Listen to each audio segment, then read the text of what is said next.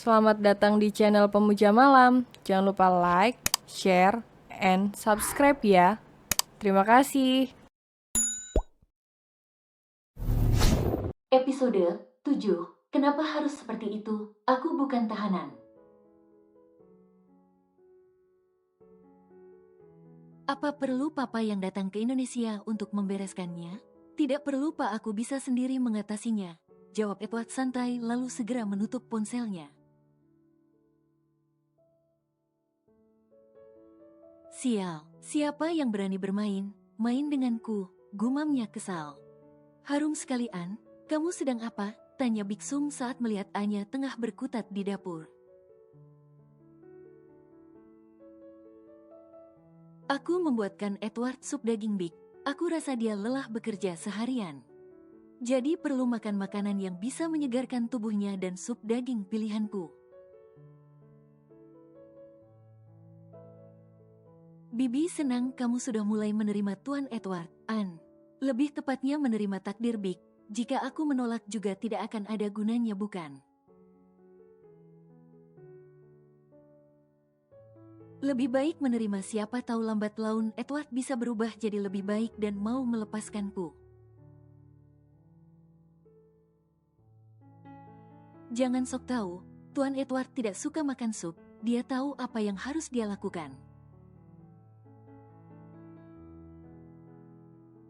Aku rasa vitamin yang diminum Tuan Edward cukup baik jadi tidak ada yang harus dikhawatirkan, sahut Elena. Apa kamu tidak berniat memecat pembantu di rumah ini, An? Sindir Biksum. Dia tidak ada wewenang untuk itu, Bik, karena dia hanya istri pajangan. Bukan istri sungguhan, ejek Elena sambil tersenyum kecil. Bik, sudahlah, aku tak ingin berdebat dengannya, lerai Anya. Tapi Bibi yang merasa gregetan, An. Mungkin saja dia memang sedang mencari cara agar bisa keluar dari rumah ini, Bik. Jadi dia terus mencari cara agar berdebat denganku. Tapi harus dia tahu pemikirannya salah, aku tidak akan pernah memecatnya. Karena memiliki pembantu sepertinya seru, Bik, jawabannya sambil tersenyum manis. Sedangkan Elena mengepalkan tangannya menahan emosi. Ternyata kau pintar, An, puji Biksum. Bik, aku sudah selesai memasak. Aku harus mandi dulu, Bik, takut suamiku pulang. Aku masih bau masakan, ucap Anya melepaskan apron yang dia kenakan. Iya, sana mandi, jawab Biksum dan diangguki Anya sambil berjalan ke arah kamarnya. Benar, benar licik kamu, An. Aku yakin kamu punya rencana tersendiri masuk ke rumah ini, tuduh Elena. Bersikaplah dengan baik, El, jika kau tidak ingin menyesal. Ingat Biksum, tapi Elena tetap dengan pendiriannya. Sepertinya ada yang merusak remnya, Tuan, lapor asisten Joe saat mereka sedang di rumah sakit. Dari mana kau dapat informasi? Tadi aku sudah minta Miko untuk mengeceknya dan dia mengatakan ada yang menyabotase markas kita. Periksa CCTV, perintah Edward. Pindahkan Ryu ke rumah sakit ternama dan perketat penjagaannya. Jangan sampai ada yang tahu dengan kondisi Ryu saat ini. Mungkin saja ada yang menginginkan kematian Ryu juga, ujar Edward lagi membuat asisten Joe bingung.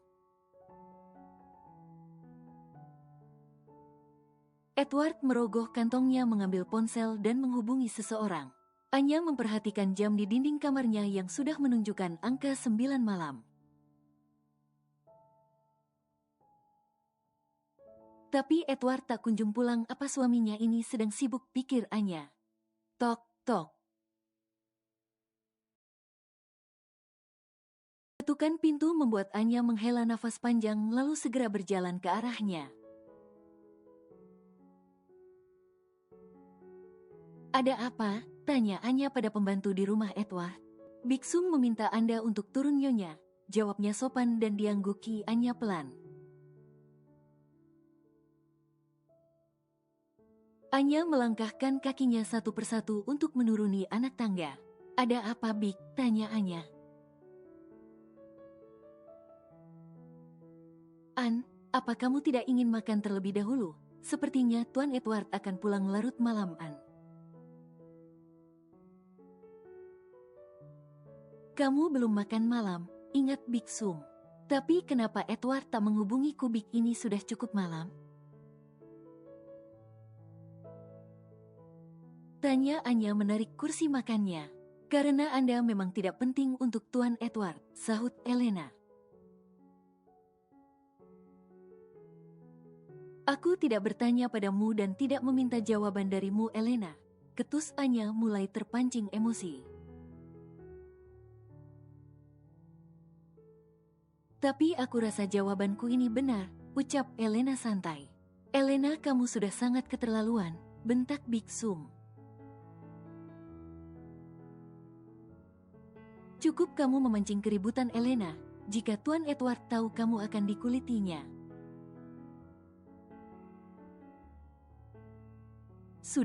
Sudah, jangan bertengkar, Tuan Edward pulang, ujar Hilda membuat mereka semua terdiam.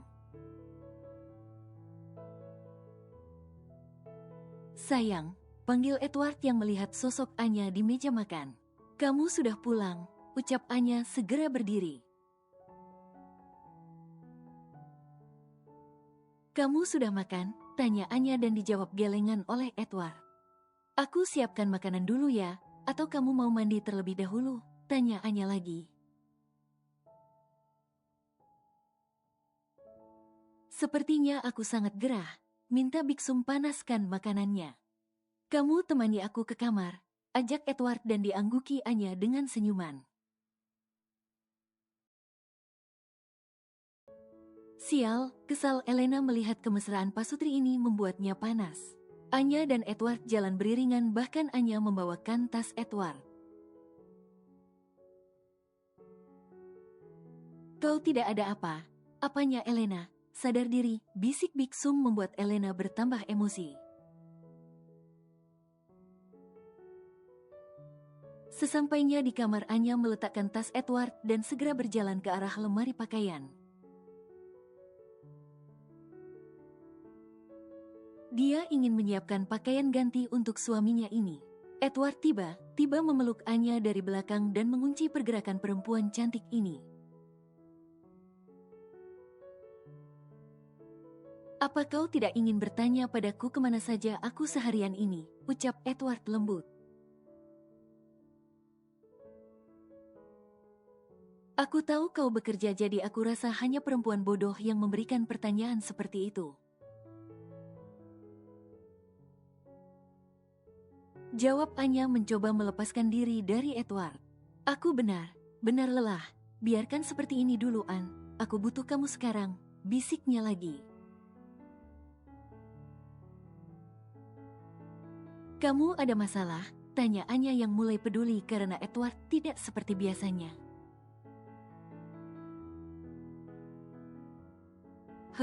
Tapi masih bisa diatasi. Jangan khawatir. Segeralah mandi. Aku ingin turun menyiapkan makanannya. Jangan, kamu di sini saja, kita keluar bersama, biarkan Biksum yang menyiapkan makanannya. Tapi, please, aku ingin kamu temani malam ini. Mohon. Edward membuat Anya menghela nafas panjang. Dari yang dia dengar, sosok Edward lelaki jahat, rentenir dan siap membunuh jika diusik. Tapi beberapa hari bersama lelaki ini tak sekalipun dia melihat sisi buruk Edward. Justru Edward memperlakukannya layaknya istri, justru dia yang merasa bersalah. Karena memang tak bisa memberikan hak Edward karena tidak ada rasa di hati Anya. Baiklah, aku akan tetap di sini, jawab Anya membuat Edward tersenyum kecil.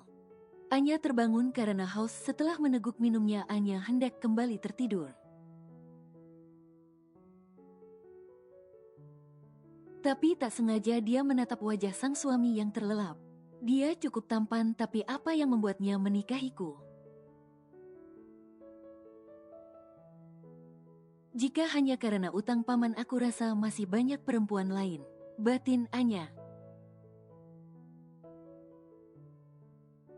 Terlihat sekali wajah lelahnya. Gumam Anya merasa kasihan pada Edward yang memang seperti banyak pikiran. Kenapa pagi sekali berangkatnya, Mas? Tanya Anita yang melihat sang suami sudah rapi.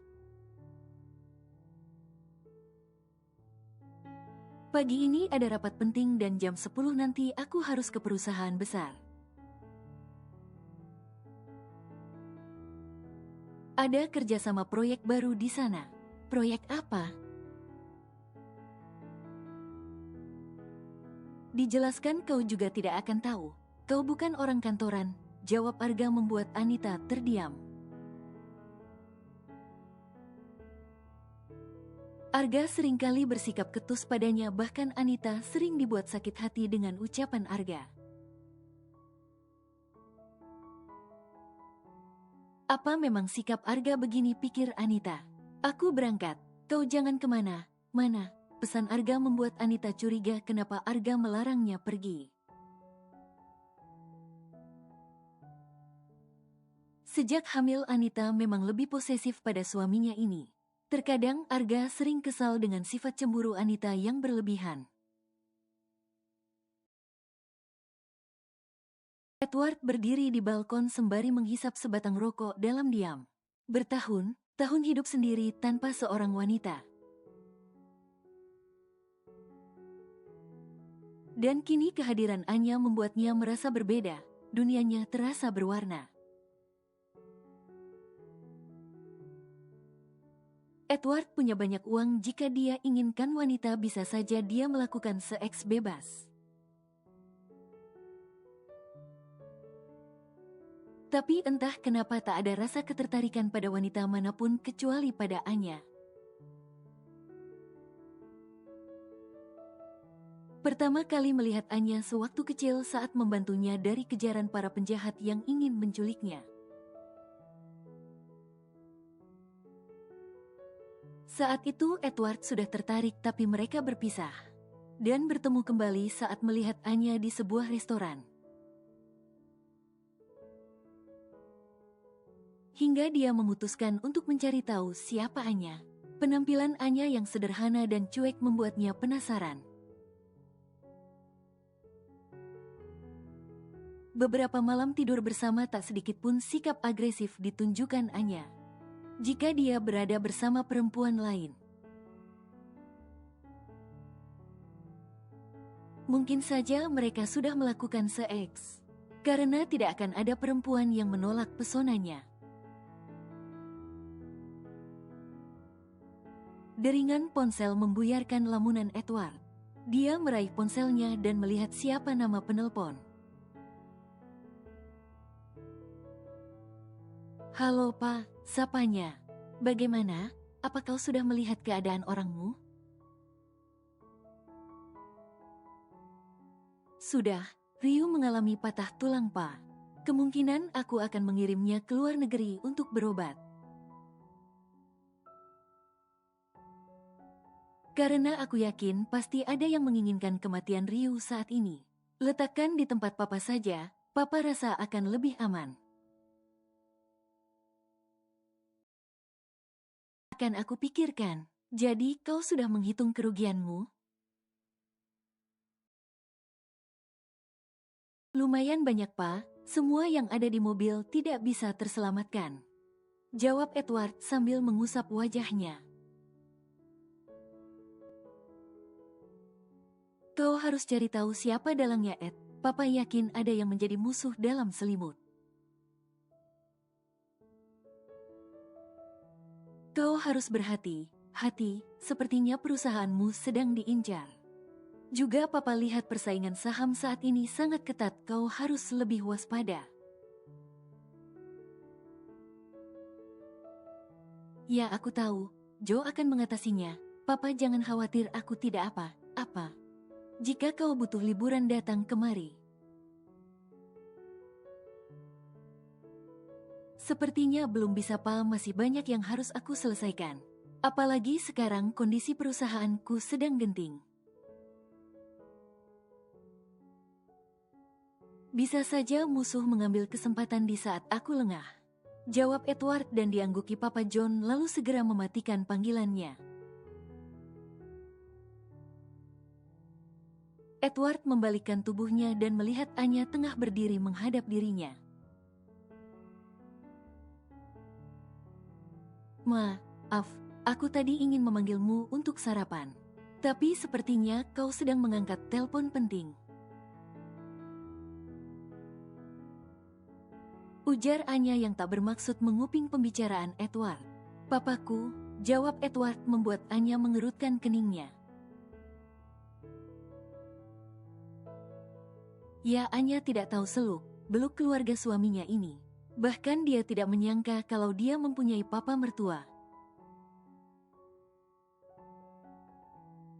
Hal ini belum sempat dia tanyakan pada Big Sum. Aku mandi dulu, jawab Edward. Aku tunggu di bawah. Pakaianmu sudah aku siapkan di atas sofa, ujar Anya lalu segera pergi. Apa masalahnya terlalu berat, batin Anya. Edward duduk bersebelahan dengan Anya saat di meja makan. Dia melirik sekilas pada sang istri.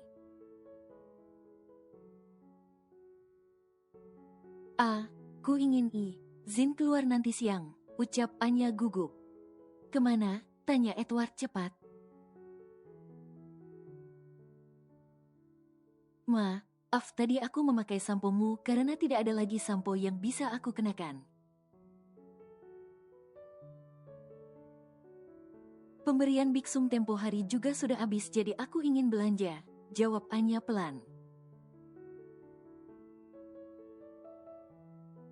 Astaga, Edward merutuki dirinya sendiri saking sibuknya dia melupakan kebutuhan Anya. Aku akan minta Joe untuk membelikannya. Tapi aku butuh yang lain, jawab Anya cepat. Apa, katakan saja nanti akan aku minta pada asisten Joe semua kebutuhanmu. Ku bisa sendiri. Kamu tidak perlu meminta asisten Joe untuk membelikannya. Biarkan aku membeli kebutuhanku sendiri, aku tak biasa dibelikan orang lain. Ujar Anya yang kuekeh ingin berbelanja sendiri keluar rumah. Baiklah, aku mengizinkan kamu keluar tapi dengan sopir dan dijaga oleh orangku. Kenapa harus seperti itu? Aku bukan tahanan, kesal Anya. Dia hanya ingin keluar sebentar membeli kebutuhannya. Tapi diperlakukan seperti tahanan oleh suaminya sendiri. Tidak ada yang bisa membaca pikiranmu, dikawal atau tidak sama sekali. Ujar Edward membuat Anya cemberut. Sudut bibir Edward berkedut saat melihat sang istri merajut. Andai saja diizinkan mencium bibir Anya, pasti akan dia cium karena gemas melihat sang istri. Pakai kartu ini jika kamu ingin belanja sekalian borong apa yang kamu mau. Agar tidak bolak-balik kesualayan, ujar Edward meletakkan satu kartu ATM di hadapan Anya. Aku masih ada uang, tolak Anya cepat, dia tidak mau dinilai matre. Jangan membantah, ambil kartu ini, tegas Edward membuat Anya terdiam. Sedangkan Big Sum tersenyum melihat interaksi dua pasutri ini. Rasa penasaran dan cemburu bercampur aduk di hati Anita. Dia memutuskan untuk mendatangi kantor Arga agar perasaannya ini tenang.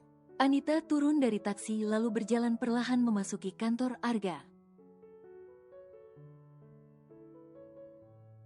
Anita tertegun melihat sang suami yang tengah jalan beriringan dengan perempuan cantik. "Mas," panggil Anita pelan. Arga melihat ke arah sang istri dan segera mendekati Anita. "Kenapa kamu kesini, Nit?" "Mas aku belum sempat." Anita menyelesaikan ucapannya. Arga segera menarik tangan Anita untuk menjauh ke sudut ruangan besar tersebut. "Kamu kenapa kemari?" "Aku kerja, Nita," tekan Arga kesal. "Apa salah aku merindukan suamiku, Mas?" "Kamu gila, Nita, ini jam kerja. Apa kata rekan kerjaku kalau kamu kesini?" "Aku istri kamu, Mas. Kamu malu mengakuinya?" "Nita, aku benar tidak mengerti jalan pikiranmu ya. Aku pulang ke rumah kamu terus menanyakan uang. Aku bekerja, kamu datang, jadi aku harus bagaimana, Nita? Aku rasa tidak akan ada larangan Mas istri mendatangi suaminya sendiri. Apalagi dalam keadaan hamil. Kamu selalu menjadikan kehamilanmu ini sebagai senjata. Aku tidak mau ya kalau aku sampai mendapatkan teguran. Hanya karena kecemburuanmu yang tidak jelas." "Mas, pulang." Anita, bentak Arga. "Tidak, sebentar lagi aku harus keluar kantor. Aku tidak mau kalau justru jadi bahan omongan karyawan lain karena kebodohan kamu ini." Marah Arga membuat Anita menitikkan air matanya. Entah kenapa dia sekarang malah jadi perempuan yang sangat lemah.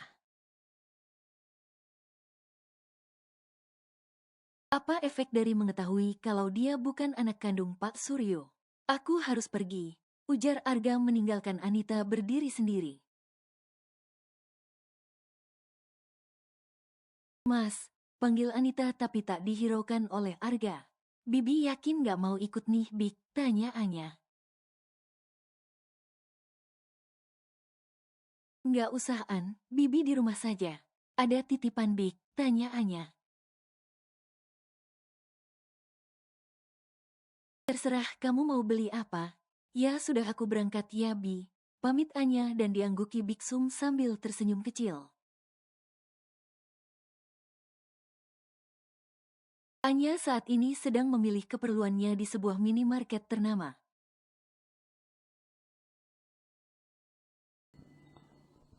Bersambung.